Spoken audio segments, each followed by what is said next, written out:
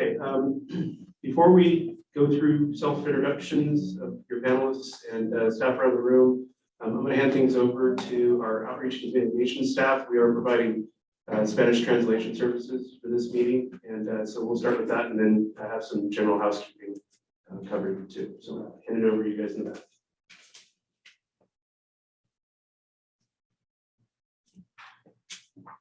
Muy buenas tardes a todos, bienvenidos a la reunión. Para esta reunión tendremos interpretación simultánea en español y también estará grabada la interpretación. Si usted necesita interpretación, favor de venir a la mesa de atrás. Tenemos diapositivos listos para asistir con acceso de lenguaje.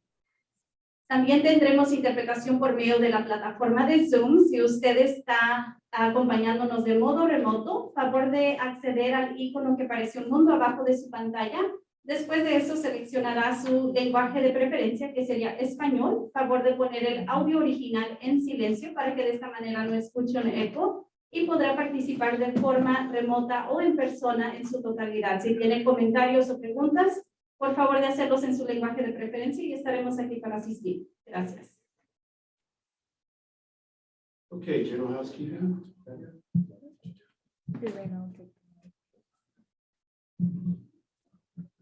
All right. Hi, everyone. I'm Wizard in the back of the room. Just give a few housekeeping items. The workshop is being recorded through our live stream, and it will be made available on the Greater Kauai's website, so you can access that information following this meeting. For any questions and comments here in person, we're going to hold those until the end of the presentation, and we just ask that because we are live streaming here online, and it can be difficult for the folks to hear, we ask that you please make your way up to the podium. There's a mic there, and make your questions and comments there, and we'll respond. And just wanted to let you know that Eric is available via email and phone for any questions and comments following this workshop. So if you think of something later, please call or text the number that's on the Greater Kauai's website, and then on the slide, the previous slide, and then the email info@greaterkauai@gsa.org. And then for those who are in the Zoom, these announcements are for you. Your video and microphone is turned off if you're a participant here. Again, this is being recorded, so you can access this later on the website. We'll also send it via email to the interested persons list. If you're not on that list, whether you're in person or on Zoom, if you're on Zoom, please put your email in the chat. We'll get you added. If you're here in person, you can come back here. I have a paper started. You can leave your email. For questions and answers on Zoom, we want to keep this as streamlined as possible. So we ask that you please use the Q&A feature that's on your Zoom menu to type questions. And the Zoom host, which is myself, will ask your questions live for the panelists to be able to answer. So I'll be asking those with the microphone. And for any technical difficulties, you can drop those in the chat. And that is my housekeeping spiel. Back to Eric. Great, thank you. Okay, so this is the second official outreach that we've had specific to this current draft regulation. The first was a webinar in early December. That was not in person as well as remote, so this is a little bit different. We did have panelists for that meeting, but we brought in a few more faces to try to get some good representation of the stakeholders who've been involved really throughout this process, and our technical and legal consultants as well. So we'll just start at the end here with self-introductions with a stakeholder member. I guess they don't have a mic. So it's Johnny Daly, and he's with the Stakeholder Advisory Committee. And then we have Don Mills, who's the chairman of our board of directors. Aubrey Moritson, who is our legal counsel. Chris Tenta, who is the vice chair of the board of directors. And then at the end, we have Matt Clinchu, who is our technical consultant for pros and engineering. My name is Eric Osterling. I'm the general manager. And I've been at the helm here for about 3.5 years. These agencies are new. I guess the first thing I might want to do too is if there are any other committee members or board members in the audience, if you could just raise your hands to make yourself No, or maybe don't want to. I don't know. Okay. Maybe a show of hands too, if anybody was able to participate in or see the recording of the webinar from December. Okay, great. I just want to make sure that we're being efficient at the time. So what we're going to cover today, and I won't spend a tremendous amount of time on this. This presentation is being recorded, and the slides and the recording will be available from our website. So we'll add that in addition to the webinar that was already conducted. This won't be the only outreach opportunity. I'll go through some other opportunities to participate in the process. It's an iterative process, and this is just one of those milestones in that process. What we will cover briefly is what is SGMA, the Sustainable Groundwater Management Act, who is our agency, and what is our role in the implementation of this new groundwater law. Current concepts that are currently being considered specific to this outreach effort, which is to limit the extraction of groundwater to bring groundwater into balance. And then lastly, how to participate in the development of this regulation, which is a stakeholder driven process. Okay, SGMA 101, it's a law, multi-bill package that was signed by Governor Brown in September of 2014. It mandates groundwater sustainability by 2040. A lot of people don't realize that California was the last in the 50 states to have a comprehensive groundwater law like this. So many other states, or all other states, have something similar with nuance. And it grants local control to groundwater sustainability agencies, or GSAs. So many are familiar with the Area to Lands program, which has watershed coalitions that aren't in themselves regulatory. The difference here is that the new GSAs that have been formed are regulatory. So where are we in our schedule? The design is multi-milestone. It started with a mandate that those basins and sub-basins defined by the Department of Water Resources that fall under the category of medium and high priority and critically overdrafted. There's criteria that set those terms and define them. And the first milestone was to form those agencies for those areas by June of 2017. We then had to move quickly to develop very comprehensive planning documents. And those are really the foundation of what we do. And those had to be submitted at the end of January of 2020. The non-critically overdrafted basins, of which we are not, had to submit their plans by the end of this month. So they had 2 extra years. So after this, all the medium and high priority basins will have GSPs submitted to the state. And then we have to implement those plans. We have 20 years to achieve the objectives that are described.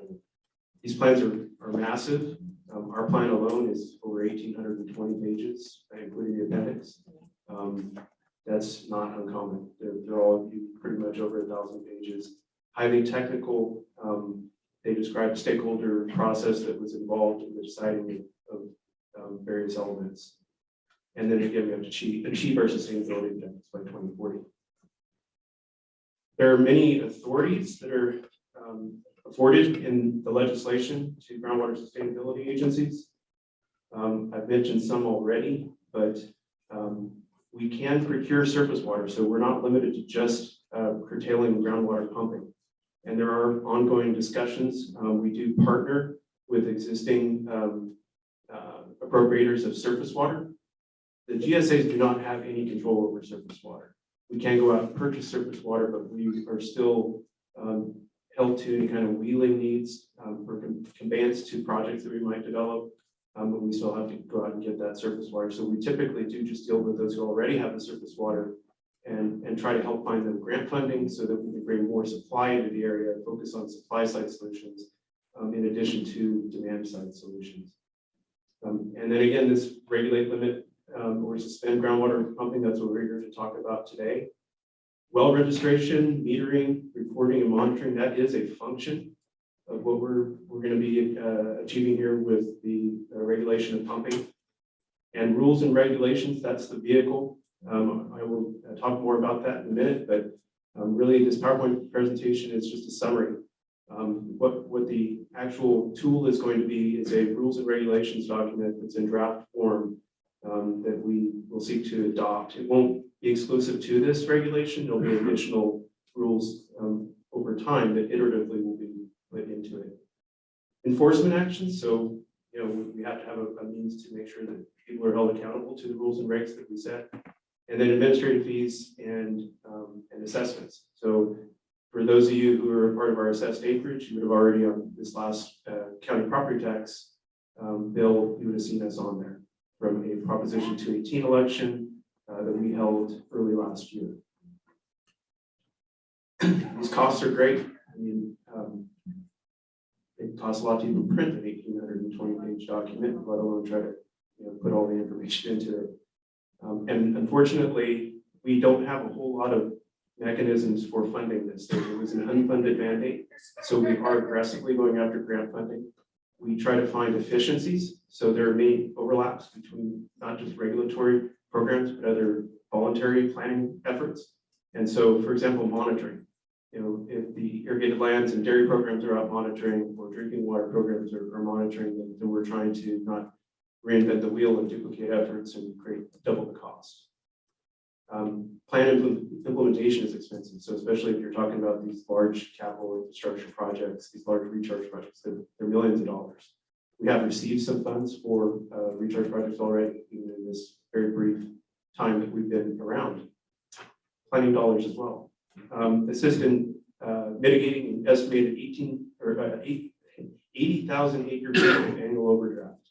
So that's the entire subbasin. We do have a portion of that responsibility, but that is our target, what we're trying to correct, in addition to some other things that I'll show here in another slide.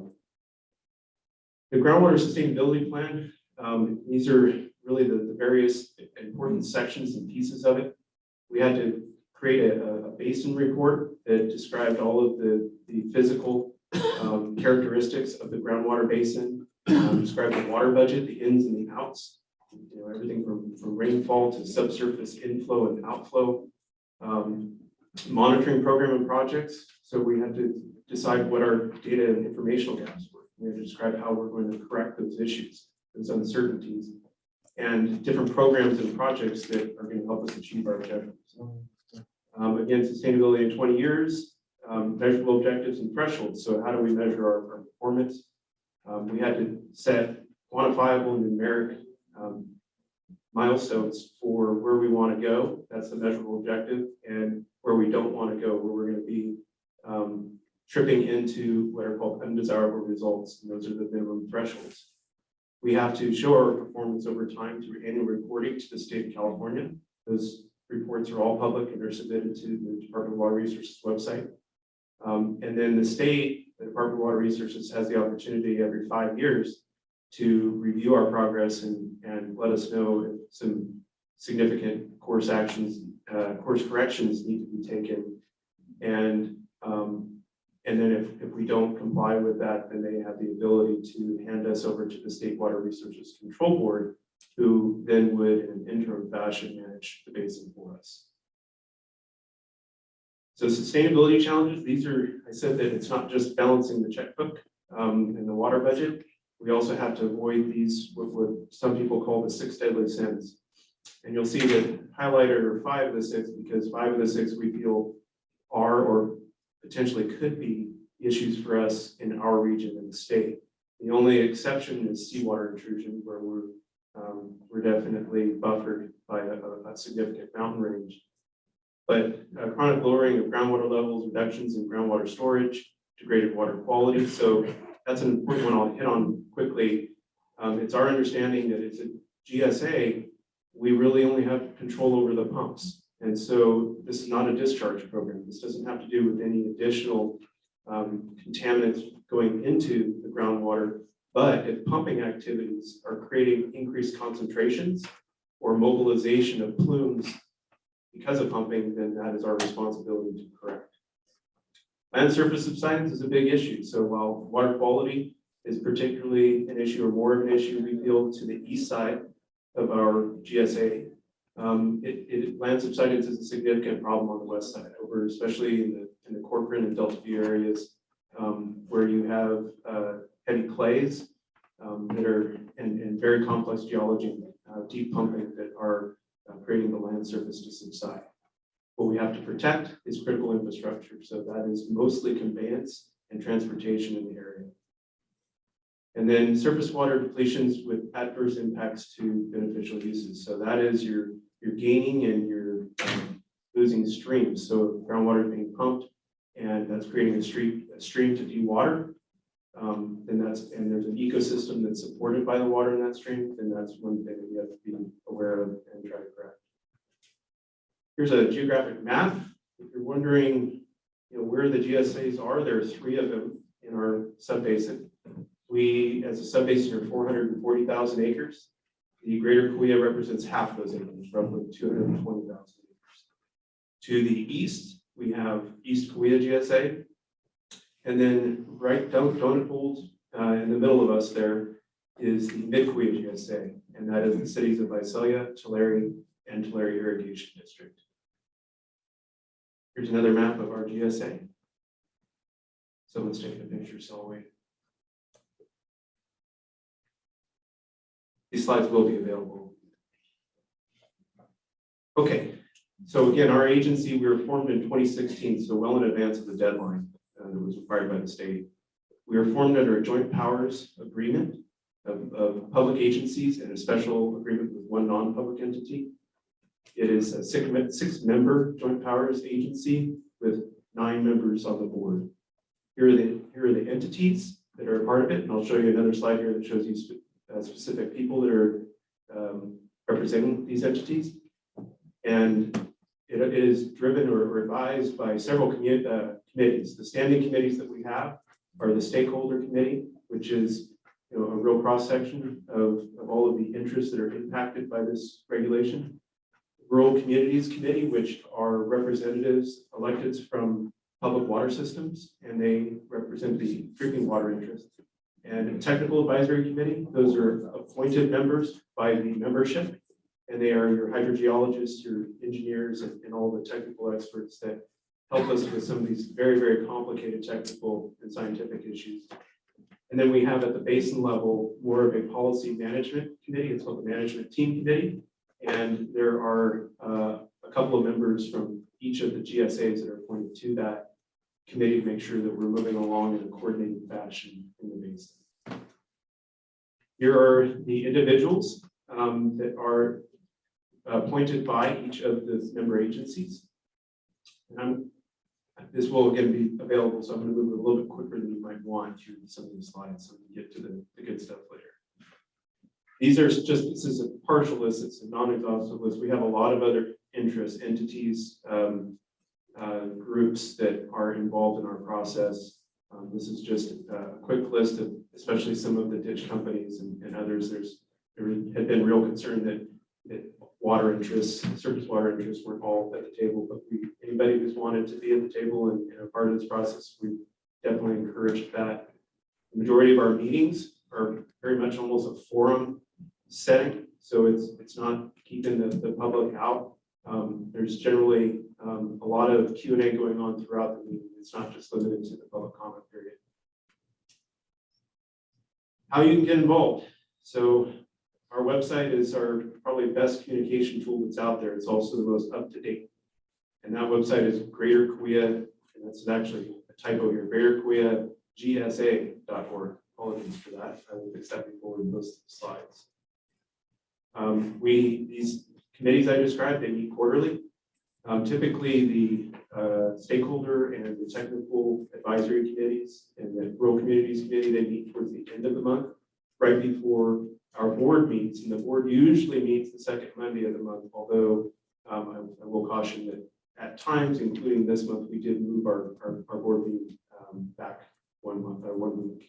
So that it can get moved. So just make sure that you're checking the calendar, which is right on the front page of our website, and subscribe to our email distribution list so you can be aware of things that are going on. And then we do have specific meetings for various implementation projects and programs that we're putting together. This workshop would be one of them. This is our website. Doesn't show you here, but like I said, at the bottom of this front page, you can find that calendar and a number of links to other resources. It doesn't show it in this screen capture, but the groundwater pumping cap has been given its own page, and it is linked to from the top right menu there, that main menu horizontally at the top of the page. And that's where all these resources will be posted. Okay, groundwater pumping cap proposal. You'll notice that I have the word draft in red letters and bolded there, and it's that way throughout because this is really still half-baked. We're still working through this.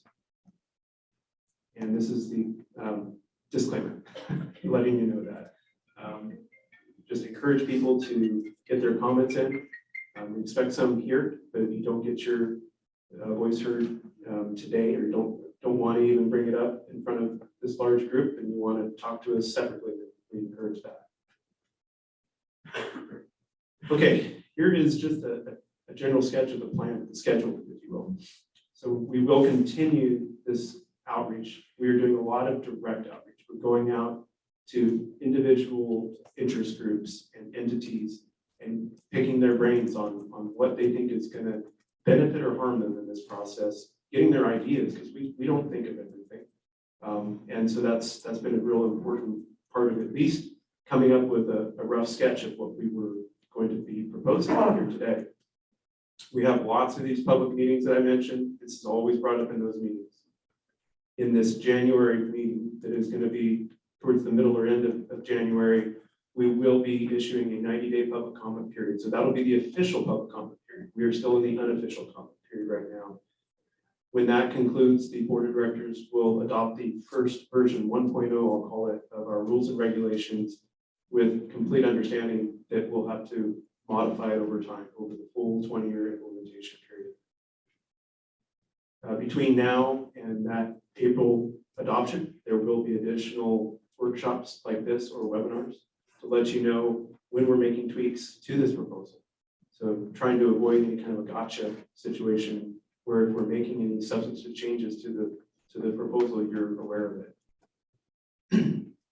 And it's important, a lot of people are wondering about when this is going to be actually implemented. We'll be adopting the rules and regulations in April, but as it currently stands, we're looking at October 1st, which is the beginning of the water year, that we would begin this program.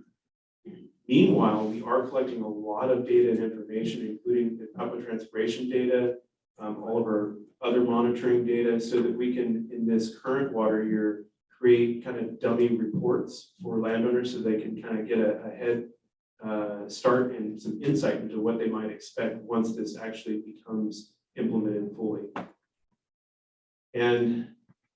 But we may have to start a little bit earlier. Fortunately, one of the things that was concerning us is that we just had 2 really, really dry years.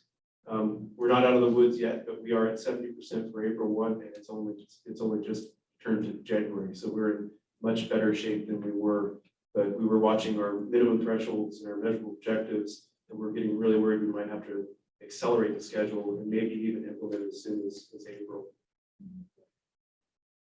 This is just a quick infographic. There's more detail in the following slides that shows you kind of what the pumping cap is.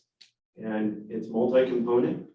Again, we don't have control over surface water, but we want to encourage people to continue, who have surface water, to continue to use that as their base supply and then supplement with groundwater. So the surface water supply amount really varies on for the people who have surface water, what their how many shares they have, for example. The sustainable yield supply is that amount that is essentially how much we think can be sustainably pumped. The temporary tier 1 and temporary tier 2 are really your borrow buckets. So that is the amount, those are the areas that we would over time reduce. We're transitioning, we're not looking to go straight to what we think is the sustainable pumping amount. The totals that we're looking here between your sustainable yield supply in green, your tier 1 in yellow, and tier 2 temporary buckets is we're looking at 2.5 to 3 acre-feet per acre, and that's ET, not pumped. And we're technically evaluating, that's why there's a range here. There's another element that we're still looking at that I'll show you here in a minute too. It's a flexibility option. The sustainable yield supply is not currently envisioned to have a cost with it. So if you're already paying a land-based assessment that you got in your property tax, then we consider that to be the compensation for the use of that sustainable yield and the management of that sustainable yield. Tiers 1 and Tier 2, we do have some placeholder dollar amounts in here that you'll see in a little bit, but those are not expected to be static. We expect to modify those based on our financial and fiscal needs for projects and management. Here's a little bit more detail. Intentional groundwater recharge activities are expected to be accounted for separately. That's been something that I hear a lot, our directors hear a lot, is a concern that those who have surface water who are undertaking intentional activities, whether constructing capital projects that are dedicated recharge facilities to things that are like on-farm recharge, we want to make sure that we're crediting that separately. We are anticipating currently an annual allocation. There's another concept, if you're familiar with the Tule subbasin, where they have a block allocation. So multiple years where you can borrow from future years. We are still looking at that. There are concerns that we need to work through, both technically and legally, but that is not out of the realm of possibility just yet. It does not currently apply to public water systems, so we're working out some mostly legal issues with that, and we're vetting that through those public water systems. Landowners are allocated this amount, and all of our estimates currently are based on a current average hydrologic period. And so that period that we currently have identified in our plans, all three plans in a coordinated fashion, was 1997 to 2017, and that includes a number of wet years and dry years, and the average there is a little bit south of 100% of normal for both runoff and precipitation. Tiered groundwater is being offered as a temporary and optional solution, so we don't want people to get too comfortable with that temporary Tier 1 and temporary Tier 2. That's why we use the word temporary. Total pumping caps. Your sustainable yield plus Tier 1 and Tier 2 again is we're looking at 2.5 to 3. And right now we're looking at an equal split of whatever that knob is between the 2.5 and 3 being equally distributed between temporary 1 and temporary 2.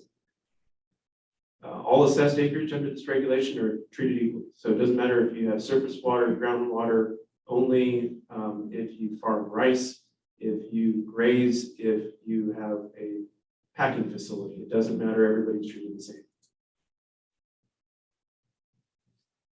So the kind of placeholder dollar amounts for Tier 1 and Tier 2 are set at $75 a foot for Tier 1 and $125 for Tier 2. And your prohibited tier, which is if you go above the overall cap, that's where the real pain comes into play. So when we were looking at those dollar amounts originally, we had them set much higher because there were some who felt that that would be a deterrent to pump it. Really, if it's dry enough and people want it enough, they're almost willing to pay anything for that water. So we now look at it as more an amount that would be tied to things that we can do proactively and incentive-based, put that money back into the stakeholders in the basin and get to the sustainability levels quicker. But the prohibited tier, though, $500 an acre foot, but the real pain is the one-to-one loss in future allocation. So if we do, for argument's sake, land on 2.5 feet, and somebody pumps 5.5 feet, what happens then is they would be charged $500 a foot for anything over that 2.5 feet. They would lose their full 2.5 feet next year, and then pay half of a foot in the following year. Tiered pumping, again, will have to be reduced over time because they are borrow buckets. Essentially, if we allow that full amount in perpetuity, we're never going to achieve our sustainability objectives. And I already mentioned that managed aquifer recharge is going to be counted separately. There are some flexibilities here, so it's not hopefully as rigid as that. And if you're familiar with surface water, there's a concept of carryover. So that is how long can you keep the allocation in time and move it. Right now, we're looking at blocks of 5 years in order to continue to incentivize and prioritize the use of surface water. And there would be a leave behind. So there usually is for surface water, and definitely for banking, groundwater banking projects, there's usually a leave behind. We are at right now a proposed 10% annual leave behind.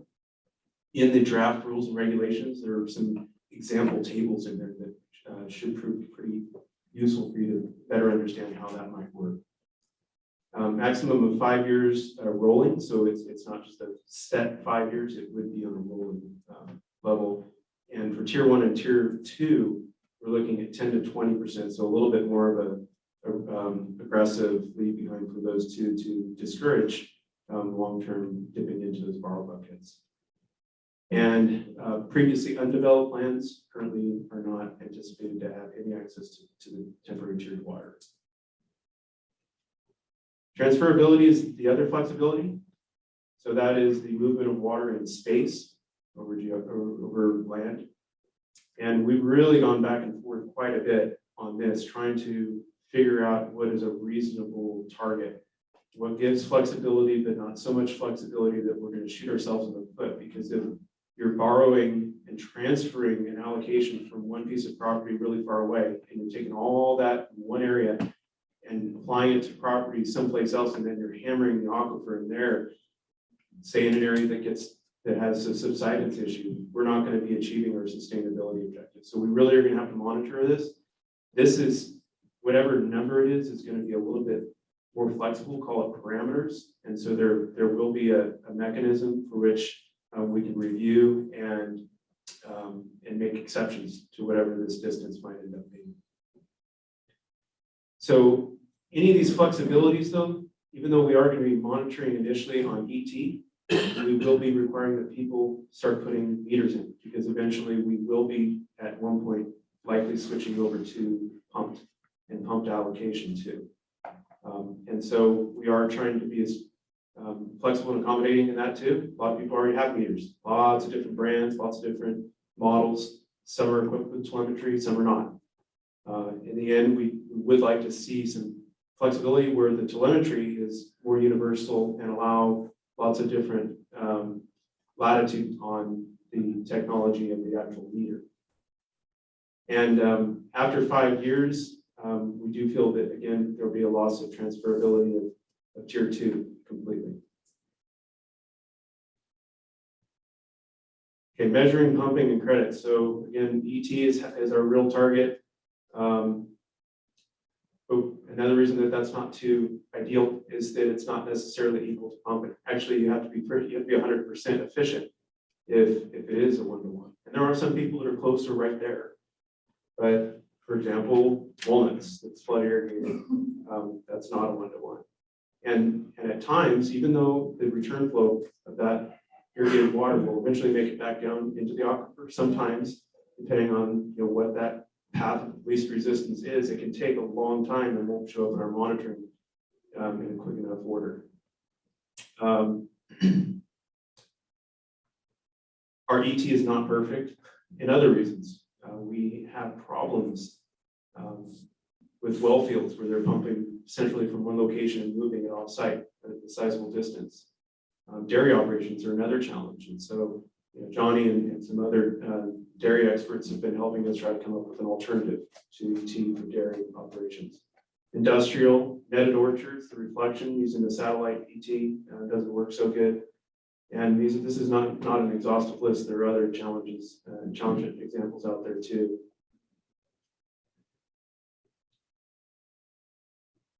Okay, so when it's something that is a credit, we really want to put that onus, that responsibility, burden of proof on the beneficiary of that credit. And so if you're doing on-farm recharge, you need to find a way that is plausible to document the amount of water that went and percolated into the aquifer that you would then be credited. So are we going to require all that information up front? No, but keep good records because we might ask for it at some point. So pretty similar, I think, to some of the other regulatory programs. We just kind of have to document. And this is really no different in that data is king. It really is. And that's why I think a lot of people are preemptively putting in meters, for example. Something that kind of does two things for us here. It reduces cost, reduces the amount of training that's going to be necessary, because there's going to be familiarity, is that we're leveraging the water, it's called ILRP Farm, that the Kauai Coalition is using for its ILRP. It's an online dashboard that we are borrowing a lot of the language from it, and we're tailoring it to the needs that we will have under Sigma. And so if people have user accounts on that already, our hope is that you'll just be able to use that same login and maybe even eventually have some sort of a centralized dashboard for the two programs. But there's some legal issues there that we would need to navigate first. But the initial launch of that, because we're not starting from zero, is as soon as spring of 2022. So hopefully by April, we'll have that up. That's going to handle all of this accounting, whether it's how much groundwater you use to how much credit you might get. The Land IQ IT data is going to be served up there, so you won't have to contact us for it. You'll have it at your fingertips and see it. And we'll try to incorporate other tools that are useful to you agronomically going forward too. And really throughout, the common theme too is there's an appeals process. So we will have a technical group that will be formed. It's different than our technical advisory committee, and they will evaluate any of those appeals that are received. Drinking water pumping. So there's a misconception, in my opinion, about how much public water systems actually use cities, development. It's actually only about 1.2 to 1.4 acre feet per acre in our area. We looked at that early on using the city of Farmersville as an example, but then we looked at some of the higher uses, and it's still a pretty tight margin there of 1.2 to 1.4. So really, they're already not too far away from where we might land with our sustainable yield. But we are working with them separately to try to figure that out going forward. But we don't know how we're going to apply it. None of the GSAs, including Greater, are currently discussing any immediate oversight or regulation of domestic wells. We really are triaging here. So we are limiting at least this first phase to 3 acres and above, which excludes a lot of those, or nearly all of those domestic wells. But that doesn't mean that we're ignoring them. We're looking at a more granular evaluation, because there are certain instances where it's a fairly large home with a lot of landscape, and it's using over what's defined by Sigma as de minimis pumping, and that is 2 acre feet per acre or above per year. So this will generate a lot of funding, a lot of money. What are we going to do with it? We haven't completely identified it, but the first place that we would look is Section 7 of our Groundwater Sustainability Plan, which is our projects and management actions. That's already been stakeholder vetted and adopted by our board. It's the easiest thing to point to for use of the funding. But there are many other uses too. We are looking at a memorandum of understanding and agreement right now with a local nonprofit that restores habitat in the area and seeks dollars for mitigation credits, and trying to look at land repurposing with those landowners. So the GSA, I don't think, is going to have the appetite to go out and buy land. We're going to want to work with existing landowners under voluntary agreements to modify their demands and be financially compensated for it. So a lot of these funds are going to be turned right back around into activities like that, where we either are directly funding that change in activity and behavior, or we're seeking outside dollars. And there are a lot of dollars right now that are available. So here's a repeat of an earlier slide, just so you can see how that fits into the schedule again. 90-day public comment period. That's the official one. We're not there yet, though. That's still a week or two away. So, and then it'll conclude near the end of April. We're going to have a lot more outreach, and how you can participate. We really, really prefer written comments because that documents for you, documents for us, makes it so that what I receive from you and our consultants receive, that we don't misunderstand where you're coming from. It's clear, and we essentially copy and paste what you give us. Those comments can be submitted to info@greatergkgsa.org. I am probably going to go and work with our outreach consultants to develop a form, so you can do it on the website too, if you prefer that method. So again, sign up for our email updates. Right there on the front page of the website, there's a sign up form, front and center. It's constant contact, so if you get annoyed with all of our emails, you can unsubscribe too. And call me. Our office number is 302-9987. What's nice about that is you can also text to that number. And we have an online system that collects all those text messages, and then they're relayed to you by our consultants. And help us get the word out. We really need it. There's a lot of 220,000 acres and thousands of parcels and landowners. It's really hard to do a complete and thorough outreach to. So word of mouth is really helpful to us.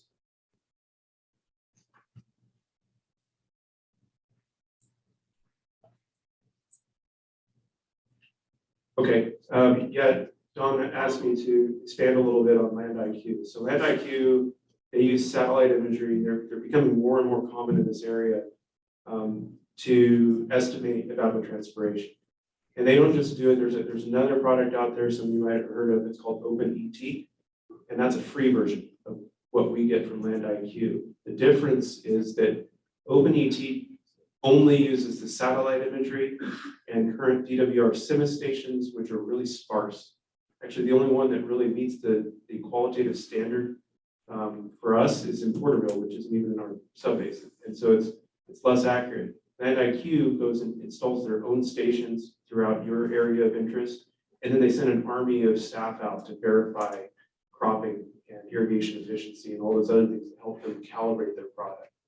We get those deliveries once a month. Unfortunately, they are currently 30 days in arrears. So we don't have real-time ET. So we'll be working a month behind, but their processing is getting faster and faster. They're still not going to get same day, but eventually we hope that it'll only be a week or two, maybe, in arrears as opposed to 30 days. And again, that will be posted to the water dashboard once we launch that. So you'll have access to it, and it'll be transparent to you as it is to us. We've only been under contract for a few months, so we don't have a whole lot, and we're still QA/QC to make sure that it's accurate enough for us to release to the general public. We're hoping to be able to do that. Okay, that's my presentation, and yes, if you have questions, as announced earlier, we would prefer it if you could come up to the podium and use the microphone. And you can just, if you've gone, just get up and you can start a line. There's no real order or anything here. We do want to keep each of them, if there's a lot of people, kind of limited though, so we can get everybody. Testing. So kind of ironic. In 1995, I lost my farm out on the west side because of too much water. Yeah. So, we think that there was a way to, equalize out that thought process, because it seems like surreal that we're sitting here talking about not enough water. Yeah, no, I mean, that's the variable hydrology of the area. You get either real wet ones or you get nothing. And it's a tough one to balance. In the Queen Subbasin, I spent 11 years in the King Subbasin. The Kings has a much bigger watershed that generates a much bigger yield. And in their wettest years, they're seeing 1 million acre feet go out to the ocean. And so they have a bigger challenge to catch that water. Flood management issue too, as you alluded to being a problem of yours. And in the Queen Subbasin, I've been pleasantly surprised to find that really there's a very efficient means of capturing that water and putting the basins in, and there's a bunch that are on the books right now and planned to put in to try to resolve that issue. So real quick, I got 3 questions, but if I can get through one of them, that'd be great. Are you familiar with the new lawsuit that's been filed in Ridgecrest area in Orange, Superior Court. I'm gonna take this off the stand because this is panel time. All right. Does anybody know you're legal, right? You're legal. So they, what they did was they did a preemptive strike in the Indian Wells Irrigation District. Did a preemptive strike by bringing in the United States Naval Department of the Navy under Homeland Security, protecting the water supply, claiming a right, claiming the what do they call it? Prescriptive, or not prescriptive, but Overlay, right? yeah, overlying right for the federal government to take control and manage the water. And I was just curious, the question would be is if that case and many more to come, if that case and many more to come set precedent, what is that going to do to all this work that the GSAs are putting into all these real managed and complex, and you referred to it as technical ways to manage water? We either have enough or not enough. It's too much or not enough. So what is do you guys have a plan for any of those precedent-setting cases that are in the pipeline? Yeah, and even before we had Sigma, we saw numerous lawsuits taking place throughout the state through the adjudication process. And that still is an avenue that could be a potential, but in Sigma, there is a process that the judge can actually say, if you have an approved GSP, the judge will actually defer to that process. So we're hopeful that even if we end up in that path, that all this work will not have gone to waste. Because I've been discussing it with Indian Wells people and their legal counsel, because they've included me in that lawsuit. And they basically, I own land in the desert in Ridgecrest. So what they told me was that if I don't join the lawsuit or I don't file an answer, which means I join the lawsuit by filing an answer, that now I lose my rights. But if I maintain my right by filing an answer to that lawsuit, they have now put my land in the process of adjudication. And they can now file less pendants on my property, which means that a bank won't lend on it and people won't buy it. So in essence, they've technically taken the value of my property and just poofed it away just in the stroke of a pen with filing that lawsuit. Do you see any way that farmers have a chance in hell to prevent, number one, not only losing all their water, but number two, losing the land value, completely losing their land value, including all the infrastructure they put into their, all the infrastructures they put into their property and all the work they've done and investments they've made? Do you see that like being a poof factor where people just end up going away, we turn back into the Dust Bowl? No, I think what one hope, I know I work with several other legal counsel that are representing several other GSAs, and we're trying to put a lot of effort into this outreach process, into building these plans to try to avoid the adjudication process entirely. And one other thing to consider that's separate from what you might be dealing with in other areas of the state is this is one big valley. So these sub-basins are really split political boundaries. And if we kick off one adjudication in one area in the valley, I'm fearful as to where that might stop, but it will be an absolute convoluted mess. And I don't see it really to being to the benefit of any landowner. So we are trying really hard locally not to go down that path to make sure that we get everybody's rights protected the best we can without going into court. Because the Indian Wells Irrigation District is contiguous to your Isabella. It touches Isabella. So I wasn't sure if you guys were claiming water rights to that Isabella fallout, that the feed that's coming from into Isabella, or is that out of your district? That's out of your area. That's current. Okay. Well, anyway, it would still affect us because it set precedent going to. So if these cases end up going to the Supreme Court, they're going to set precedent. And we're definitely monitoring that, but that may take about 20, 30 years. And in the meantime, we do have to deal with this process statutorily. Next question, real quick, and if you guys, it might be somebody else's question, so it might work here, but how long do you think it's going to be before these watersheds and groundwater plans get consolidated? How long do you think it's going to take the state to go, oh, well, hey, look, man, John, they're all about the same now. They're within 3 or 4% of each other. Why don't we just bring them all in? just like the tax collector does when he wants to combine our lands to tax it. So how long do you think it's gonna be before it all gets consolidated? I don't know about the state agencies and the legislature. I don't think the state agencies under the current law could do it. But I could see the legislature can always mess with things. I will say at the local level, when we first were just reading the undried ink on the Sustainable Groundwater Management Act, there was a lot of uncertainty and fear. And everybody went to their corners and they rattled their sabers and they formed their own GSAs. There was a lot of contentious activity in this subbasin. There was more in others, I felt. But here it really, started off with those agency formations because there was fear of loss of control. And as we started going down the path of developing our plans in particular, there was a realization that there really aren't as many contentious issues that we don't agree on as there are things that we do agree on and that we should be coordinated on. A good example of that was we had contract with several consultants, and most of the money that we had allocated for the plan development and the coordination agreement development, the modeling, all those activities that were tentacles off of it, most of that money was individually to the GSAs and their GSP preparation. We kept on doing task order changes and moving more of that money over to the coordination contract between the three GSAs because it just seemed more efficient. So the more we go on, the more we're seeing those efficiencies. And I don't know if that's ultimately going to land in a consolidation of the GSAs. It could consolidate the plans, but we're not there yet. But definitely the path that we're moving in is a much more efficient way than that very confusing checkerboard map of our three GSAs looks like. Eric, we have quite a few questions online. So if you don't mind, we can just work through a few of those. Do you mind if we go through a couple of those first? Go ahead. So a few questions from Dr. Amir. First is, what is the scientific justification of the water cap and the measurable objectives?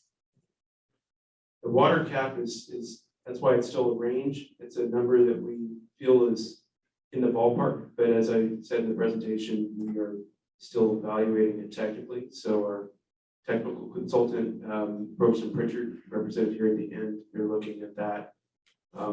GEI was our technical consultant during the development of the plans and the identification of those minimum thresholds. They were based on percentages of, for example, number of wells going dry. That was stakeholder driven. So really the challenge is that there's pros and cons to the fact that the state gave us a blank canvas. They said, we want you to define sustainability. We want you to define what undesirable results are. And so we had to kind of just come up with something and then run it by our stakeholders through a very lengthy process and get them to buy off on it. And so those numbers are what critical mass agreed to prior to the adoption of our plan. Great. And the next question again from Dr. Amir is, what is the result of charging groundwater using surface water? Can you repeat that question? Yes. What is the result of charging groundwater using surface water? Not sure I understand the Yeah. question. There's a bifurcation of the two, so they're unrelated. So next question from again, Dr. Amir, and he did give several comments within this individual question. So just a note that we will not read those comments here, but we'll have them recorded and submitted to Eric and to the board as well. But the next question is, what has been covering canals and ditches to conserve water, which are a major source of water wastage? Well, again, I can't make it any simpler than just to repeat that we have no control over surface water. So this is the wrong forum for that. If that is a concern to somebody, they should bring that up with the surface water appropriators who convey that water and own that water.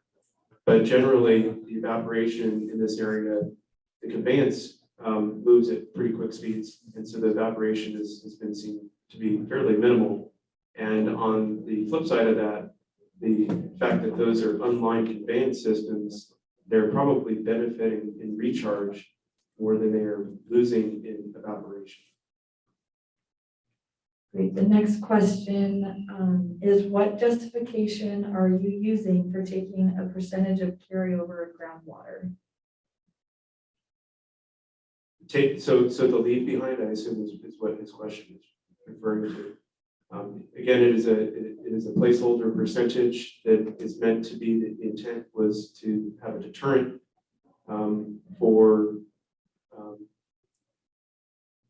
especially the carryover and dipping into the borrow buckets or the temporary tiers. We'll take a couple more here. So there's a question about the technical group. What is it? What's the composition, agencies, people?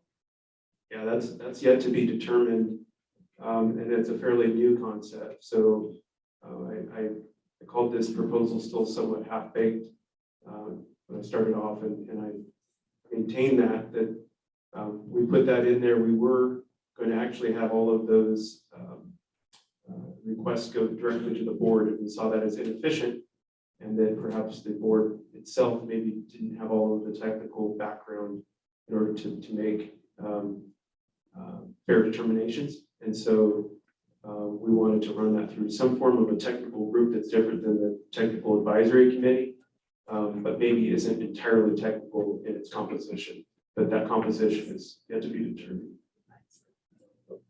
Yeah, okay. And Aubrey, our attorney, is pointing out that actually section 1.04 in the definitions of the rules and regulations, that's where we're going to continue to add that clarity.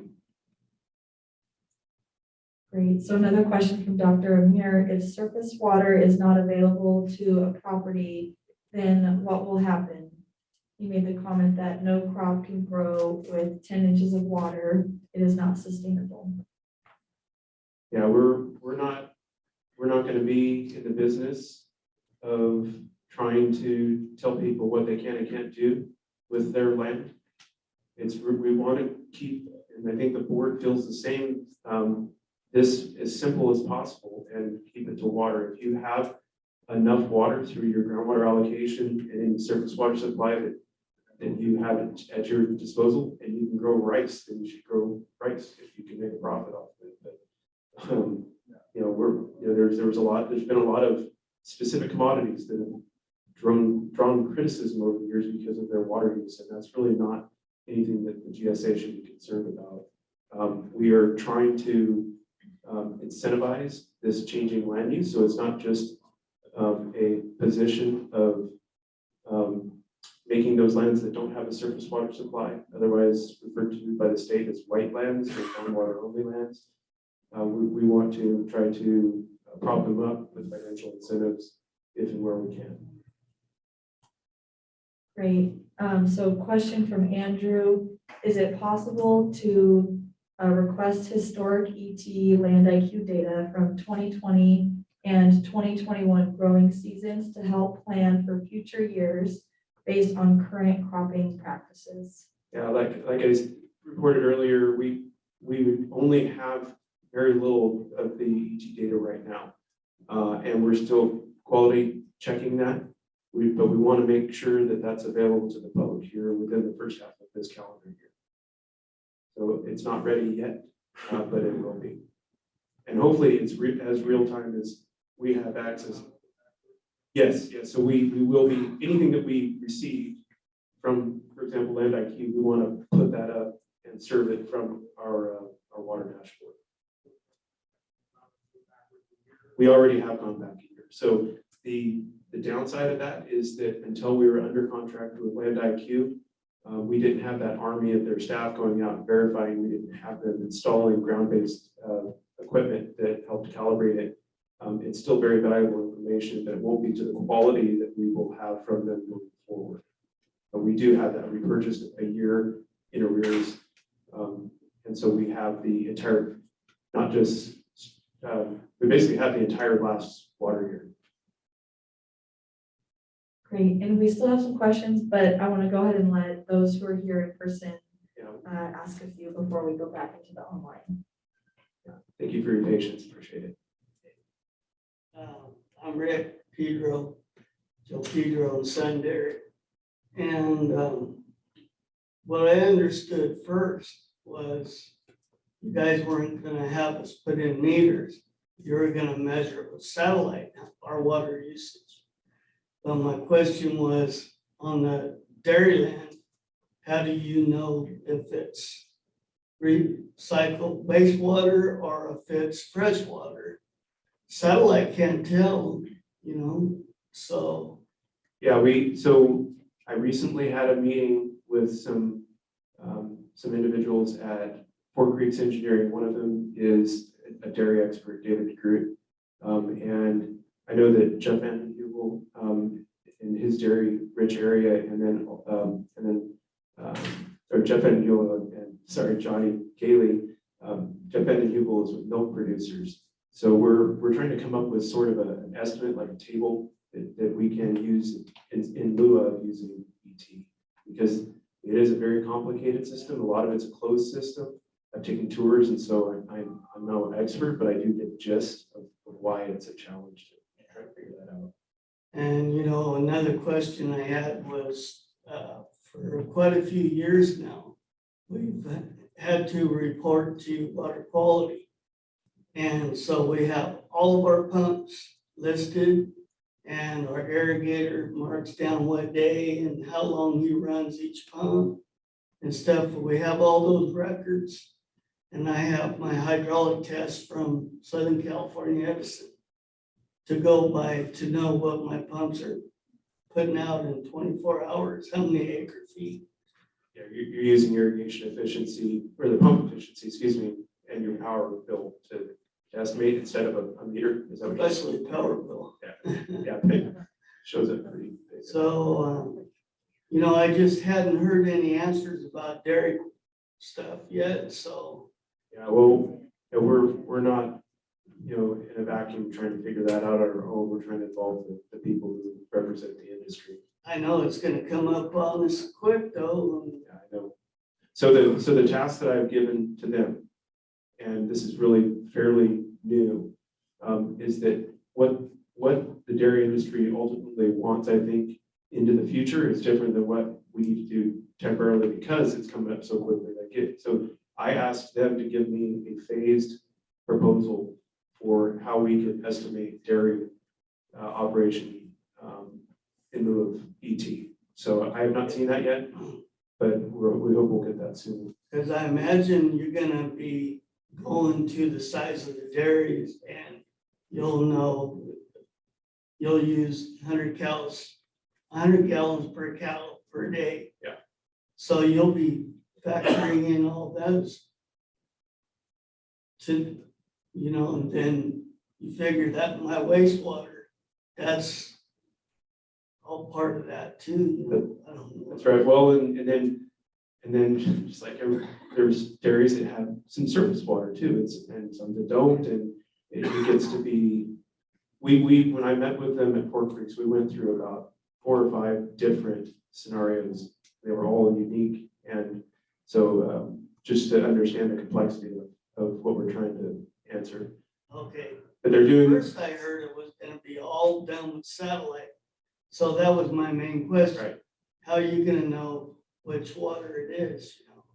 Well, boilerplate silver bullet solutions don't work for anything. And so we do realize that there are going to be exceptions to that. And one of my slide bullets, you know, show that there are some exceptions, some examples there that, you know, we're going to have to figure something else out. Okay. Thanks. Thank you.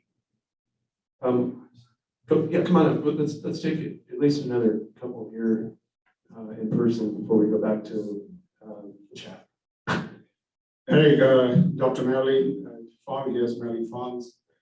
There were a few questions that were posed, and maybe I don't understand it correctly, but I wanted some clarification. You earlier alluded to that, you know, you're not the doctor who asked the other questions. you said that, you can't tell whether you can grow rice here or you can grow, whatever it is. But my question here is this, that with the allocation that you've come up with, that, okay, we have 2.5 to 3 acre foot, that pumping can be allowed, and then you go on to temporary tier 1, tier 2. That is inclusive of temporary. tier Okay, one and tier two. okay, sorry, thank you for that. So, but you see, it's what I'm trying to put my arms around is this, that I've got this big area down here, which I've assessed, I've got this much of water. And how can I arrive at a conclusion that at the rate at which you have come up with that number, that I can pump this one, if I do not know exactly what is being grown in my area, if all of this land is taking in walnuts alone, or if part of it is in pistachios, or part of it is in almonds, or it's in cherries and citrus, each one of them have got different ETs. So therefore, for me, in order to come to the conclusion that there is, for X number of years, at the rate of pulling water at 2 acre feet or 2.5 acre feet, I got to know, what my landscape is supporting. Only then can I project forwards that at this level of which I'm bringing out the water, I can sustain for the next 5 years, 10 years, 20 years. Yeah, that's a great point. I touched a little bit on it already, but I'll clarify that. That's also why we purchased the Land IQ information in arrears, a calendar year, or excuse me, a water year. We were contracted with an additional ET product vendor, David's Engineering, which is, they have a product that's better than Open ET, but it's not as good as Land IQ, we feel, because we want to have that information available to landowners such as yourself to get acclimated to ET, as opposed to your estimated pumping or applied water. The Land IQ is not just ET either. It provides crops. So we do have crop mapping. That's another deliverable. So we'll be able to go back and look at different crops and different soils, and hopefully come up with some guidance for the landowners on that. And I fully support this approach because I've sat on different meetings. Because I think before it was that you're going to monitor how much water you're pumping on. That's not scientific. As far as I'm concerned, it's the ET which is going to dictate to you, exactly what it is. Whether you've got open ground weeds growing there, that's your ET on that one too. So I'm glad that you folks is almost, whether it's the lower Tule or We certainly ET to begin with, and so we don't really have a choice. There are too many. Even if we wanted to, we couldn't right now. There's too many unmetered wells, and we're starting soon. So ET. Okay, thank you. Except for the previous gentleman's comments about where ET doesn't work, we'll have to figure something else out. Thank you. Anybody else in person here who wants to comment, and then we can check back with Becca. What do you have, Becca? Yes, we have plenty of online questions. Okay, well then let's go a few of those down. The first one is from an anonymous attendee. Can you Help, but really not penalize the landowner and not encourage them to try to remove any critical habitat. And we will be going through, I think, with our GSP review and identifying in further detail some of those areas, sensitive areas. And so there will be a process, protective process for those areas. Somehow that the landowner will know which areas are excluded. Yes, yeah. I apologize. I didn't quite understand you were tying that to ET measurements. Yeah, a question about the idea of doing land retirement on an annual basis, some auction, reverse auction style. What thought and what process does that go into here? I know we were talking about the tiers and nobody wants to do work for no reason, but there is that other idea of, and it seems a lot more logical to the simple guy to say, we need to fallow X amount of ground. Let's pay those people to fallow who we want to pay.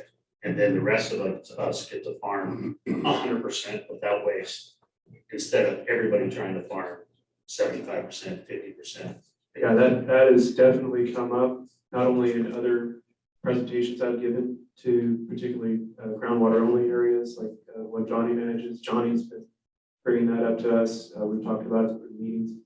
We're trying to, as far as order of priority right now, we are trying to better define the framework of this regulation, the decision and how we approach using the money, programs like that. We still have to define. Another example, we're getting, understandable encouragement, I'll call it, to develop our well mitigation program, which is described in our plan. So that's another use of the funds that would be generated. But you're right, I mean, the idea was we basically take an X number of dollars that we're going to put towards that activity. We put it there, we rank the applicants that are voluntary in nature. We work down that list until we run out of dollars. That's exactly right. Someone's got to pay for that. And those Yeah. people that are farming 100% without waste would be the ones paying for that. Right. But at least that way, those people that want to use their 3.5 acre foot, they would be able to do that. Right.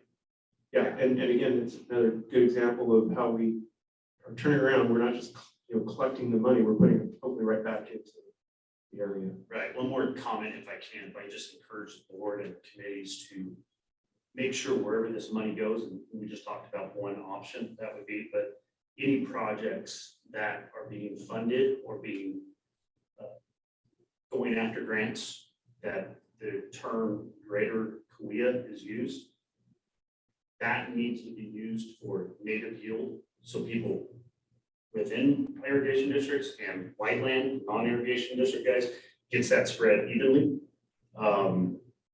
That is, the greater Kauai is irrigation districts and a whole bunch of whiteland. So all that whiteland needs to make sure that we're represented. It needs to make sure that those projects are going into native yield so that 10 inches one day becomes 20 inches. Yeah, I know I couldn't agree more, and we've talked about that as well, and not just as far as the name on the benefit of whatever project, but also the cost borne by, say, a grant application. Yeah. So we previously have received one implementation grant. It funded one project for the greater Kauai, and that was an expansion of Perigin Basin, which is run by Kauai Delta, and it is true recharge where it is going altruistically to the benefit of all of the basin. If you have a project that is going to be credited for its benefits to a particular entity, then we're treating that differently. Absolutely. Yeah, thank you. Going back to what you said on land retirement, the board is considering several things, temporary retirement, and the reverse auction is one of those. We're not sure what one hiccup in that is. We're not quite sure that is a temporary fix on a year-to-year basis, or maybe we could lease land on a 1 to 5 year basis or a block of time. But we're not sure how the Department of Water Resources is going to look at that because it's a temporary fix.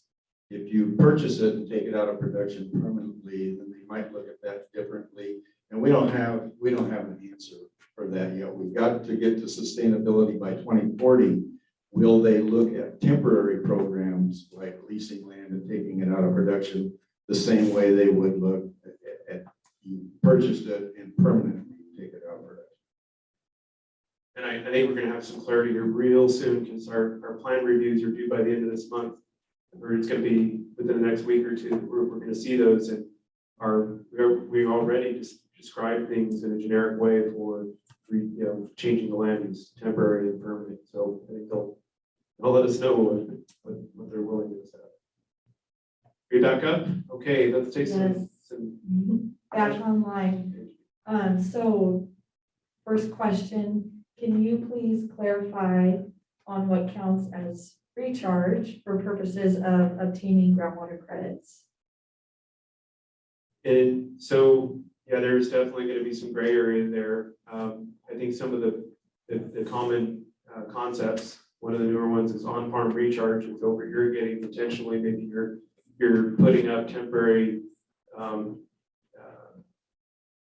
dikes or something, perimeters around a field, and your proof is that you did do that dirt work. Your proof is that you stacked water to a depth that was grossly over what you would say if it's alfalfa or almonds, something like that.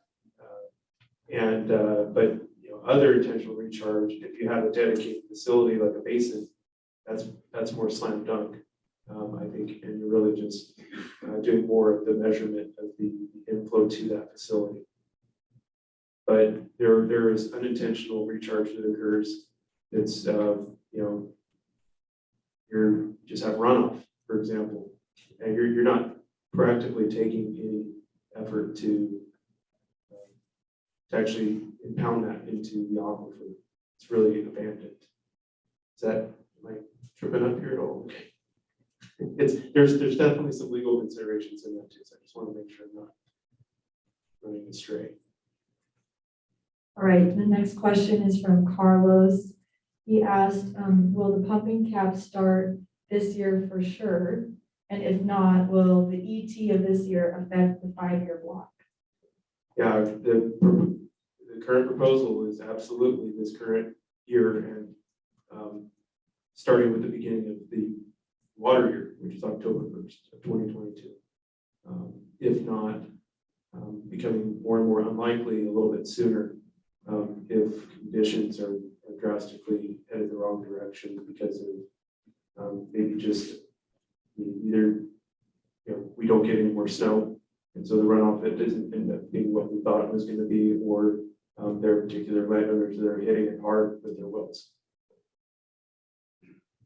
Okay, next question is, how does an ET-based measurement compare to a pumping-based measurement? Is it higher or lower in general? It's AET is never higher that I'm aware of than pumping. It can be equal if you're 100% efficient. Every applied drop is being eaten by the crop and transpired.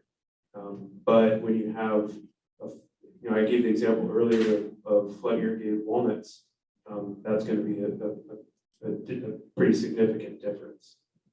The ET is going to be much lower than the actual applied pumped water. More challenging for us is that the ET product doesn't differentiate between groundwater source or surface water.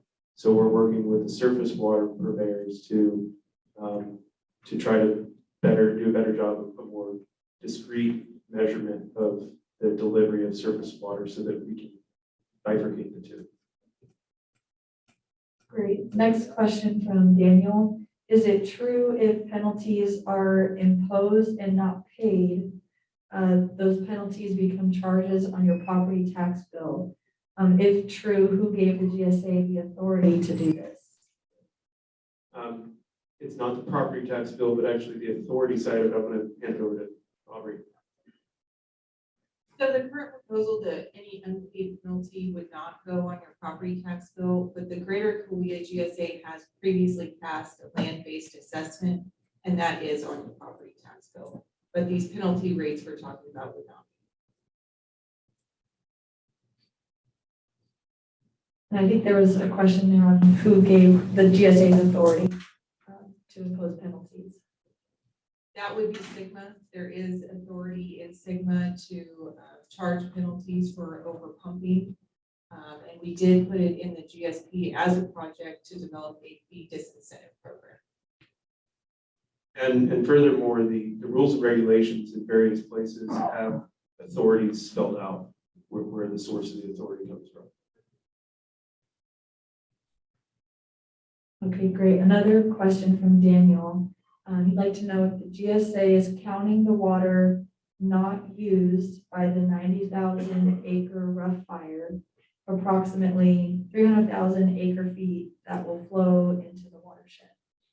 Yeah, we are. It's a process in order to answer that. We unfortunately aren't going to have that answered until we've had additional years. We haven't even seen the first year runoff, and our schedule is to implement or adopt this regulation in April. So that is not only something we're looking at in our watershed, but we're looking at other watersheds as examples. A good one is the Kings. And I've been on the phone with their water master. They're working with the Bureau and other entities to try to calculate that. They anticipated that they were going to see a lot more than actually has happened so far, though. I will say that there's a lot more to the inputs and outputs. It's not a one-to-one. If it's not used by one of those straws, you're going to find it down here. It can get tied up there and never used. And so they are seeing, for example, cases where there's increased spring activity that wouldn't have otherwise been there because maybe there were more trees pulling the water. But then where's that spring water going? Is it necessarily ending up downstream? And then additionally, this is probably more important, is it coming down the hill in the form of surface water or subsurface groundwater? Because again, in its simplest form, GSAs don't have authority over surface water, only if it's groundwater. And so we would continue just like any other surface water supply, any variability in a hydrologic year to monitor that increase or decrease in surface water flow. But we are all pretty much fully appropriated streams here. It's all owned and managed, and the decision-making is held by somebody. Great. So one last question from Daniel. What good is the GSA to a farmer in the wide area? Well, we talked about a couple of things here. The reverse auction. It's, I mean, I won't sugarcoat it. Those areas that don't have surface water have less tools in their belt for this. They have less options. But to the extent that we can financially incentivize and not just completely abandon and walk away from those areas that don't have a base supply of surface water, you know, we want to soften the impact as much as possible. The alternative is state intervention. They're not going to create any acute incentive programs. They're just going to come in and they're going to meter all of you, and they're going to tell you how much and when you can pump, period. They're not going to go and seek funding for recharge and work with the existing surface water interests in the area. There are groundwater areas right now that have projects scoped out working with those who do have surface water to bring in water to those areas. So it's not a complete difference. You know, there's not it's black and white, I should say, difference between what we need to those who have and those who do not have surface water. Any questions? Just a reminder, you got to make sure you come up to the mic.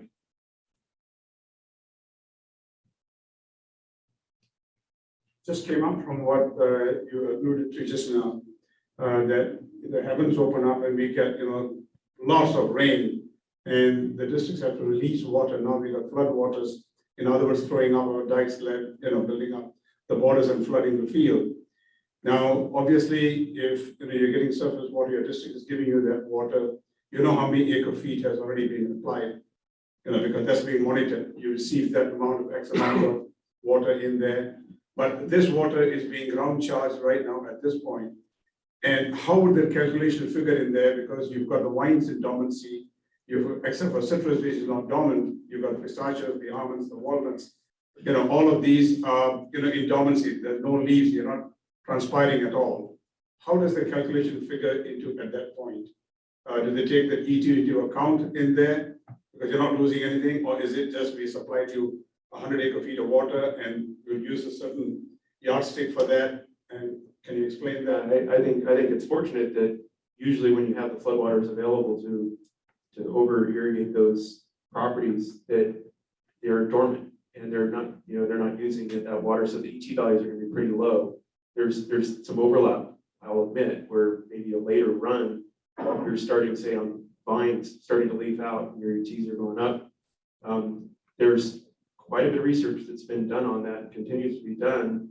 I was a part in the Kings of a project at Terra Nova Ranches, some of the original kind of, I guess, popularized on-farm recharge, although I know that there are people who've done it. It's just not been a thing, but we really did a formal effort out there. And then you had the almond board and others who got involved with these other commodities, looking at other soil types, other scenarios and variables in there to kind of create, have a chart that I think looks at that, because it's also, the ET value is going to affect how much you're actually recharging. And so we want to make sure we get the credit correct and probably.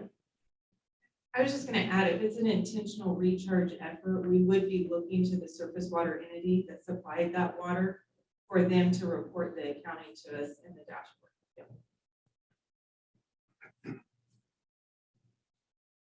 Let's go back to Zoom. What do you have back there? Yes, lots of questions still, don't Okay. worry. So a question from Diana on recharge methods. She said that CSU Fresno has created a surface water recharge system, basically a pump that takes surface water and moves it to a location with drain tiles that pushes it down past any impenetrable soil layers. Yeah, that dual purpose for drain technology is, as far as I'm aware, it really kind of got kickstarted down in the semi-tropic area. And it's something that, again, in my King's days, we were looking at not installing it intentionally for recharge, but using legacy drain pipe and just using that. It is certainly something that we have an interest in. I think that all methods have a cost benefit, and it's really dependent upon where you're looking at, what the land use is, if it's planted already or it's not. Those kind of things are always going to drive your decision on what's the most appropriate tool. But yes, we're very much aware of that method. Great. Okay, so a question from Joaquin. If a grower has no surface water and the entire farm is planted to orchards requiring 3 acre-feet, but they're only allowed to pump the 1.5 acre-feet, will they have to take half the orchards out of production? And is anything being done to keep land in production? Yes, I think ultimately there's going to be land that's going to have to come out of production. So it's, I'll go back to the decision to, what to do, whether to keep that particular commodity, change the commodity, pull everything out, pull a portion of it out to back into what you have available at the cap is going to be subject to the landowner. We are looking, at least the current proposal is an annual allocation. A benefit of the block allocation is that you would already start with a little bit more of a cushion because you'll be able to borrow from some future years. You don't have a balance other than your first year's allocation in the annual methodology. But that immediate oomph, that immediate kick to the landowners is something that we are acutely aware of and concerned about in the discussion of what we want to land on. Great. So another question online in the chat is about bordering GSAs where farms have continuous land within multiple agencies and the water is being moved around on continuous fields. So there was a note about being able to move water over a certain distance. So will that movement of water still be allowed if it's going between different GSAs? For example, there's a well in Mid-Kauai GSA that's pumping water to bordering fields, one located in the Mid-Kauai, the other located in the Greater Kauai. Yeah, we have lots of examples that keep coming up, and I will not give a very satisfying answer to that currently we are not proposing in the current draft of the rules and regulations the ability to go between GSAs. I think because there's a lot of cases like that eventually we're going to have to work through it. There's a study being conducted through Tulare Irrigation District right now. It's a water market study. So each of these allocation approaches each of our proposals between the 3 GSAs because we're all doing it. We're trying not to get too complicated where we trip up the ability to have a water market in the future. So it's, I understand the need and the desire to want things right now, but some of these things just need to be worked through. So it's not just between the GSAs, that's actually easier in my opinion. The bigger challenge is where you have it between subbasins. And so we do have some well fields even that are a pretty big impactor right on the borders. And that groundwater is going over to another subbasin. So we have some things to work out there, definitely. We, for our land-based assessment, also for those of you who maybe have multiple properties and you were assessed that $10 on one, but not on another, but you would say, wait a minute, just a minute, part of that's in the GSA. You will be tendered agreements to agree on the percentage of the overall assessed acreage that's within the GSA versus outside of it. If we go and we try to use GIS, other mapping tools to calculate that, it's probably going to be wrong. You'd have to send a survey crew out there to figure it out. So really, it's an agreed to approach, so that for whatever that acreage is, we can agree that we will give you a land-based gross acreage allocation for that percentage of the acreage, or the total portion. Say it's a 40-acre block evenly split, 20 acres, you get 20 acres of allocation under the cap, but you're also subjecting that 20 acres to any regulation and enforcement under our rules and regs. Okay, so another question in the chat from Brian. Really, it boils down to understanding how we got to the 10 inches per acre allocation. So bear with me and I can repeat this. If the overdraft numbers are 80,000 acre feet over the 400,000 acre subbasin, can we not just retire 20,000 acres of 4 acre foot use crops and solve the issue of balancing and sustainability? So can you help us understand the correlation of how we go from the 80,000 acre feet of overdraft all the way to a 10-inch per acre allocation? Okay, so the 10 inches is, we had our attorneys develop a legal document, we had our technical experts look at the water budget, and then we pushed them together into what we call the water accounting framework. It's not something that is our gospel or Bible that we live and die by. It's really a reference tool. And in that, it legally, there are 3 buckets of percolated water, surface water, or atmospheric water that becomes groundwater. And they are foreign supply, or you're imported. So in our area, that's Frank Kern deliveries. So that water wouldn't otherwise come into our area unless it was engineered and paid for that way. You have salvage, which is a little bit more convoluted in certain areas when it becomes groundwater, but that's primarily your local supplies from the Aquia and St. Johns rivers, maybe a little bit of the Kings. And also maybe some stormwater capture activities in an urban setting, because you're actually taking efforts and engineering to try to capture that and salvage it. And Aubrey can correct me on that one. I always get the salvage one not quite right. And then the last one is your native. So the thing is, I mentioned that surface water is all appropriated in this area. We're fully appropriated streams. So there's very little opportunity, but there are some where at the license, which is filed with the state Water Resources Control Board, Division of Water Rights, from that point on, any percolation that occurs legally is really the appropriator who has that license and paid for it, including irrigation return flow. And but rainfall and some areas that are upstream of licenses, that would go into the 3rd bucket, which is native, which we're calling here your sustainable yield, the green one in the graphic. And when we looked at that technically and very rigidly, that number wasn't 10 inches. It actually came out to about a range of 0.13 to 0.3 acre feet per acre, which is quite a bit less than 0.82 acre feet per acre.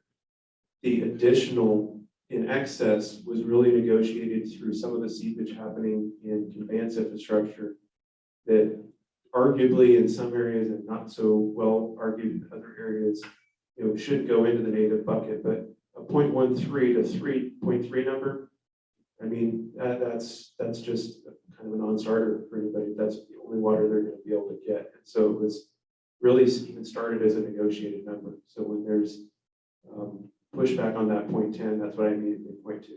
is that it really already is better than what it really would have been legally and technically. All right, great. Did you want to take any in person? Do you want me to follow up on that a little bit? Just, I think this is the point of the presentation when legal gets blamed, because I know some directors have that same thought process on trying to keep this as simple as possible. One thing I think to consider is it's easy to take the numbers and look at it globally and say, well, can't we just cut back X, Y, and Z and get there? The problem is there's, as Eric was describing, this variety of different colors of water. And with those colors, there's different rights associated with it. So we don't know, for example, if somebody is irrigating 4 acre-feet per acre, if that's 3 acre-feet of surface water, if that's a Friant supply, if it's a local supply, or if it's groundwater. So unfortunately, to come up with this allocation methodology, we do have to start looking at the water rights and what we as a GSA are really authorized to start restricting people or pulling people back on. And that's really where we come to the native supply, the native yield, and then still allowing this buffer for this period of time that we have to get to 2040.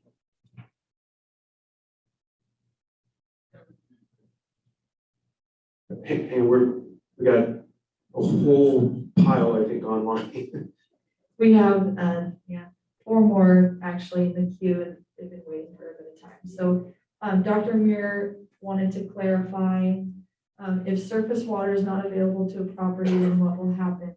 Suppose I have only well water and no surface water from a district, what will happen? Can I pump as much as I want? The answer is no, and I think that's kind of a repeat of a question, maybe 2 or 3 questions ago. Okay, so another question, how did the GSA boundaries get established? I am in 3 different GSAs within 5 miles. Can I have all of my land in a single GSA? Well, I wasn't here for that. This is a little bit before I got here. So I'll tell you the story. There was really no requirement to have 1 GSA per subbase, and there really are the vast majority of the subbases have multiple GSAs. And the first one, I believe, in the state that was formed was in our subbasin. And then the second in our subbasin was formed, and then we took up everything else. So the boundaries are really a product of that process, and they're difficult, very difficult. I talked to a landowner this week who has a single parcel even that is quite literally divided by a rail alignment. So, one side of the tracks and the other side of the tracks, and that's the boundary, the rail alignment of East Kuya GSA and Greater Kuya GSA. And his well is on the East Kuya side, and he moves water over to the Greater Kuya side. And and that's 1 APN. So there are definitely some boundary issues, but really I will defend a little bit that there is no perfect boundary delineation when you're trying to put together jurisdictional and scientific delineations. There just isn't one. And so this is also another reason why, irrigated lands, their watershed boundaries are different than ours. All of the existing, even pre-SIGMA agency boundaries are kind of wonky. One district in our GSA that I feel kind of sorry for is Kings County Water District. They're split by 3 subbasins. Actually, they have a portion, I think, that, they have a piece that goes up in the Kings. So they're in the Kings, the Kuya, and the Tulare Lake subbasin. And it makes it difficult even for the water dashboard that we're trying to develop, because it'd be great if everybody in the Greater Kuya GSA was in the Kuya ILRP, but they're not. Some are in the Kings. And for the East Kuya, some of those guys are in the Tulare. So it's a real problem. All right, a question from Dawn. Are there concerns the legislature might decide to change the rules midstream? If so, are there any plans for GSAs to band together with a lobbying effort? Yeah, that's come up. I'll be one to admit that as soon as SIGMA was passed in 2014, immediately we saw the first cleanup legislation. We're like, oh, here we go. And that cleanup bill was actually fairly benign for what it could have been. And, but we thought, well, here we go. We're just gonna see a whole bunch of, they're gonna change the game on us the whole time. I think there's been enough pushback to the legislature to not mess with things and let us at least get to the point where we have formed our agencies, submitted our plans, and I thought maybe we would see something at that point, but now it's been 2 years. And so perhaps they're even waiting until we get our plans approved, and have a chance to start implementing a little bit further down the road. But we haven't really heard anything that I'm aware of. But yes, the concept of a coalition of the GSAs to lobby is something we've talked about. Okay, and this is the last question for now in the online queue from Daniel. Ultimately, there are going to be winners and losers within the GSA. By 2040, what % of farmers will be out of business? That's a good question. And this goes to the reverse auction proposal even, and trying to decide the total number of acres that need to come out of production. Well, that just depends on how much water a particular property is using. So you could have triple cropped, or you could have, olives, and it's a completely different demand. So the total acreage is going to be variable. But then also, when you say how many farmers are going to come out or go out of business, the sensitivity there is variable too. Some of them might be harmed, but still stay in business, and others, it might be just too much. So I don't have a satisfying answer for that. We want to, other than to tell you that we want to minimize that as much as possible. There's been some movement on this, seeking some funding to do additional economic impact analysis. We want to move in a way of a path of least resistance and harm in our areas. That's also another consideration, I think, for the board and why we don't want to own property. We'd rather, for the tax revenue that it generates for the counties and their government and the region, to keep that in the hands of the existing landowners, or at least somebody, not us.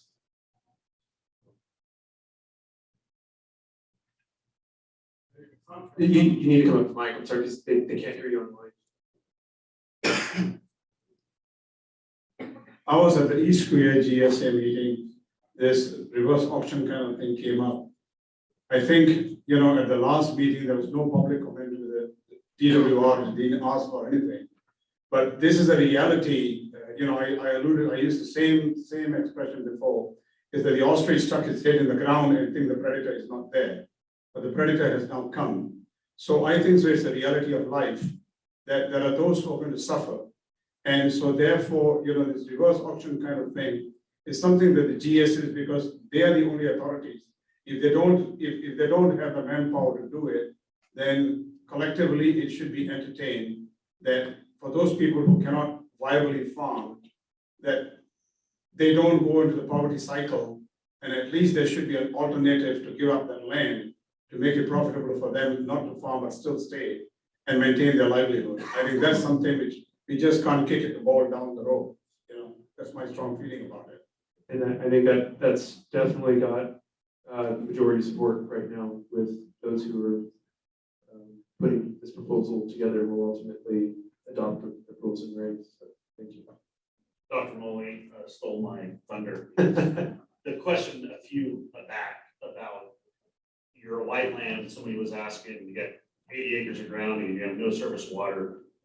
How can you keep all 80 acres or 77 acres of that? There is an answer. And so the right answer is not, no, you're going to have to take some out. With being able to expand the radius of trading, to encourage trading, to beyond, to say start at 10 miles, 15 miles. And then if there's undesirable results, then get smaller. It's really hard to take out a walnut tree. And then 5 years later, you say, oh, we were just kidding. let's put that tree back in. These are all comments that we expect to receive. Yep. Especially So so, I'm so happy it's even before the 90-day public comment, so Well- we get to do this for like 100 days. we're starting the 90 days right. But I mean, honestly, that is an option. So you could encourage trading with the trading platform that they're trying to do. You could do land retirement, you could do both. So there is an answer for those people who want to. Obviously, the economics have to make sense. Right now, in some commodities, the economics don't make sense to do that, but at least give us that position. Yeah, even so. Yeah, thank you. The temporary nature of some of these ideas is also something that's considered. So a temporary block as opposed to permanently allowing a block allocation, temporarily allowing a further distance, and then, like you said, reeling it back. So those are all concepts that the board, I'm sure, would consider. Earlier, did you have a comment? You seem kind of swerve a little bit when on one of my comments about ET. I think.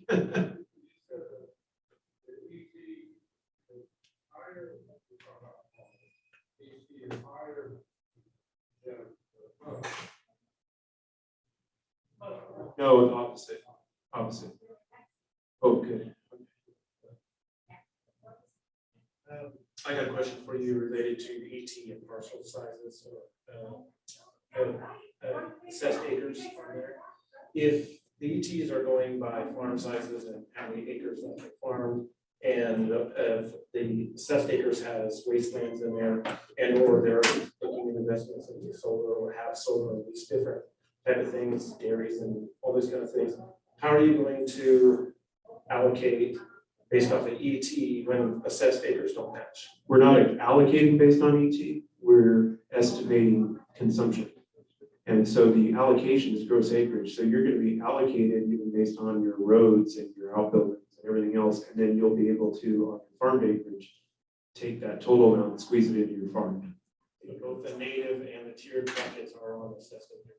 Everything's on assessed acres and you'll be able to squeeze. So if you only, farm 10 acres of your 40-acre property, you can take that whole 40-acre of all tiers and your sustainable yield and move it. Oh, hold on. One clarification there, that's on irrigated acreage, so that would exclude any grazing ground. That would not be receiving transitional pumping, but if a portion of the parcel is irrigated acreage, it has been, I think the date we have in there as of now is January 1, 2020, then that whole parcel would receive the allocation. Was it January 1 or January 31st? I think it was from the adoption of our plan, submission of our plan, which was 2 years ago, almost to the day. Anybody else on Zoom back there? Nothing as of now. Ooh. Running you guys out of questions.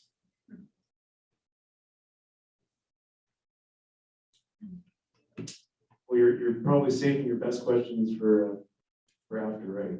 For asking on the telephone. Hi, my name is Tatiana, and I was just wondering, you had commented that the public water systems aren't included in this, but you're still working on it. And I was wondering if you could elaborate a little bit more on how that's going to be involved in this whole sustainability.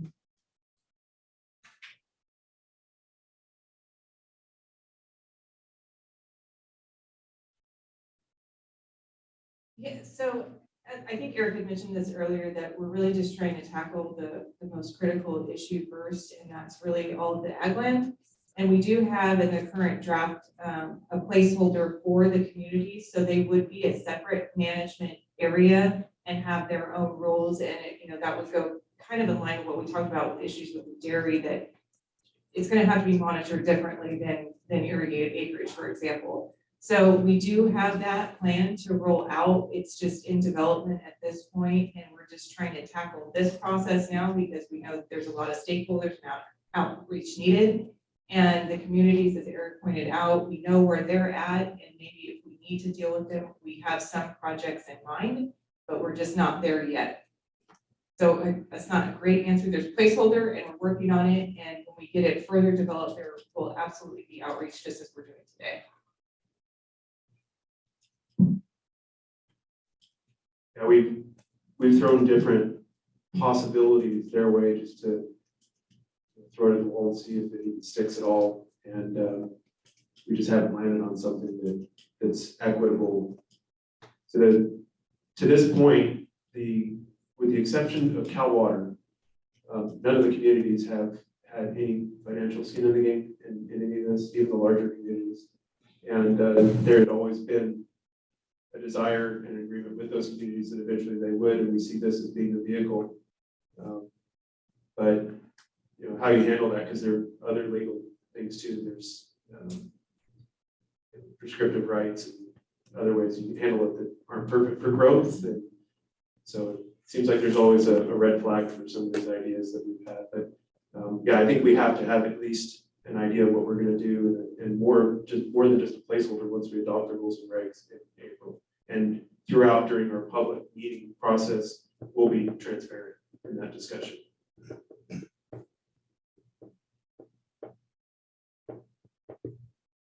Well, we're quickly approaching 3:30, and that'll be a solid 2 hours of this.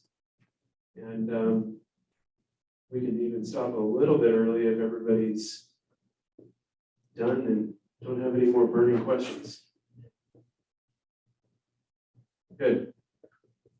Well, I appreciate you all coming. It's actually really nice to be in a room in person with this many people. Again, it's been a long couple of years with the restrictions. So thank you for coming, and thank you for everybody who joined us on the Zoom. And again, this is going to be recorded and posted. We'll get it up as quickly as we can.